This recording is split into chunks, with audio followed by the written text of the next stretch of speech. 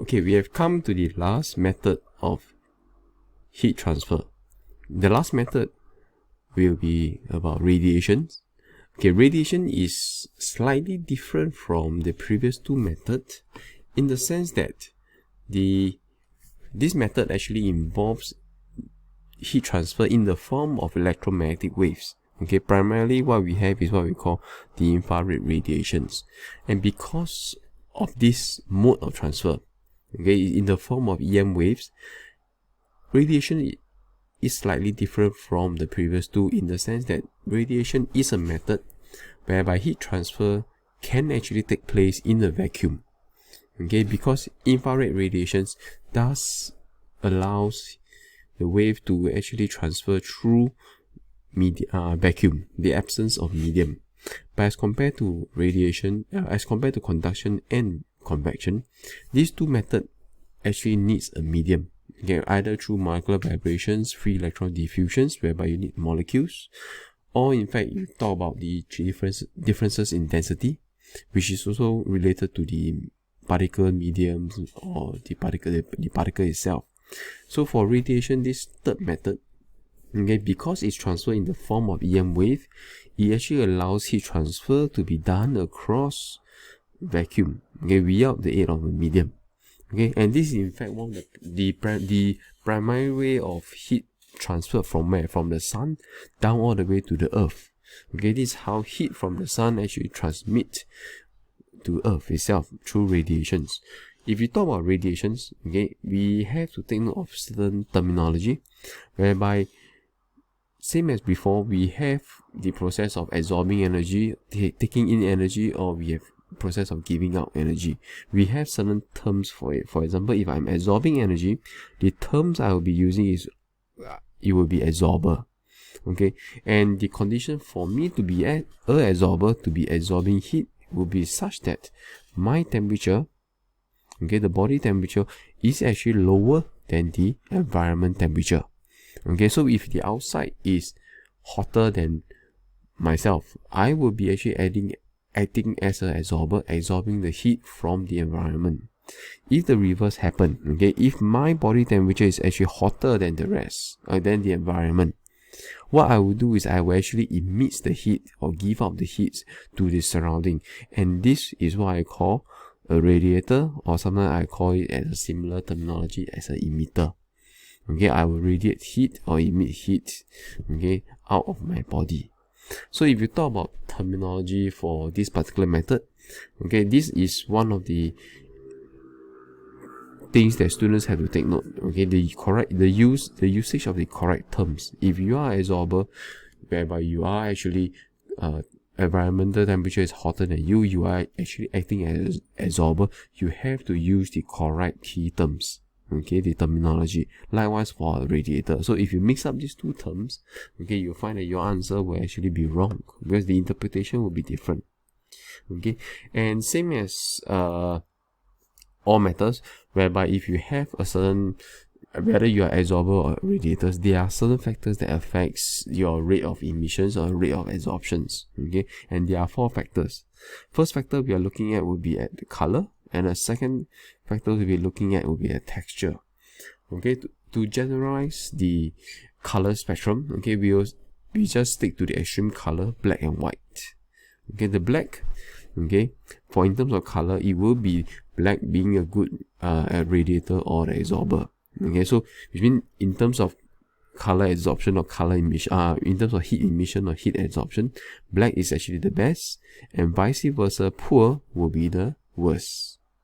If we talk about texture, and we talk about same thing, we talk about extreme end, we talk about rough and smooth. Okay, the extremes end, you'll find that actually rough surface is actually a good emitter or good absorber. Okay, because heat is actually transmitted much more easily if you're looking at rough surfaces. Okay, so if you talk about color and texture, the two extremes that students have to take note is when you are talking about rough and black color. Okay, so in this case, color and the texture does actually matters. So you later on in the next part of this section, we'll look at how we analyze the questions to actually sieve out these factors. Okay, the questions sometimes will actually give you certain clues or certain terminology. Okay, And the third factors that we are looking at would be surface area. Okay, like all things, the sizes, the bigger your size, the bigger is your factors, the bigger is your action. So if you are a good absorber and you are a bigger size as compared to another similar object of a smaller size, you'll find that the bigger size, okay, you will have a bigger surface area, and as a result you will actually absorb or emit heat at a faster rate as compared to the smaller size. Okay, so small size, the surface area, small size versus big size. Okay, big size will actually wins. Okay, and same thing. Here I would like to highlight one thing. Okay, you will note that in the first slide I mentioned whether you are absorber or emitter. In this case, you'll find that we always like to use the word absorber / emitter. We are not saying that the object is able to take on two different roles concurrently. We are referring to that the object can be either a absorber or an emitter. Okay, it's not both. How do we decide whether here the object is an absorber or an emitter? Okay, the primary check that we have is still the same as before. If you are an absorber, the condition for you to be an absorber, your temperature of your body must be actually lower than the environment. And similarly, if you are an emitter, if you are a radiator, it must be the fact that your temperature is actually higher than the environment temperature. Okay, only if then you will be acting as an emitter or a radiator. Okay, so the task or the stand that as a student you need to really take note that from the question you really need to take a stand of deciding on the fact that the question is whether the object is acting as an emitter or an absorber. Okay, so you have to make a stand in your answering. Okay, we'll take a look at this in the later part of the section. The fourth factor that we are looking at will be the surface temperature.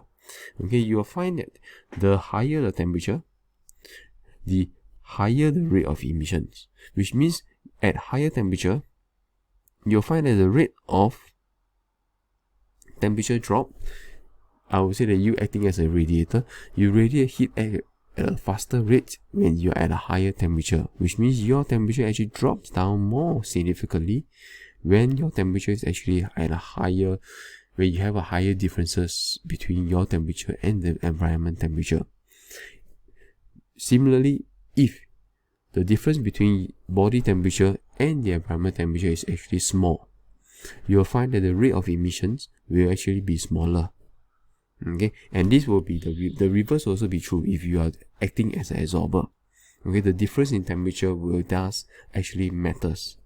Okay, so with this short lesson here, we actually have covered what we have, the four main factors that affects radiations. Okay, the four factors that affect radiations. So these four factors that affects radiations.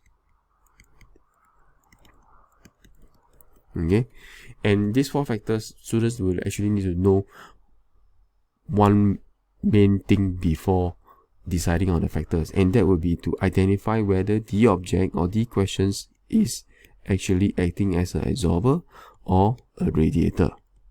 Okay, so if you look at the flow of answering technique, the students, as a student, the utmost first thing that you have to decipher or infer from the question is actually to decide whether the object or the questions in the character in questions is actually acting as an absorber or a radiator. Okay, then after that, the next thing that you need to decide is actually whether that object, is it a good or is it a bad radiator, or is it a good or bad absorber. Only when you have tackled these two questions, then you actually look at the factors affecting radiations. Okay, so if you look at the sequence of answering technique, although it is important for us to know the factors, it is also, I would say, it's more important, okay, for students, for everyone to know whether the object is firstly acting as an emitter or is it acting as a radiator first. Okay, so if it's still a bit confusing, okay, my advice is actually to look at the next video whereby I look at the applications of heat transfer.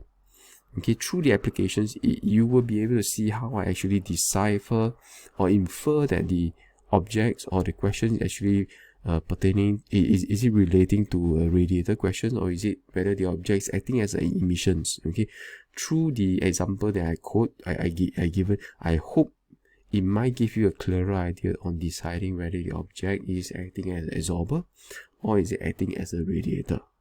Okay, so see you soon for the next video. Okay, thank you.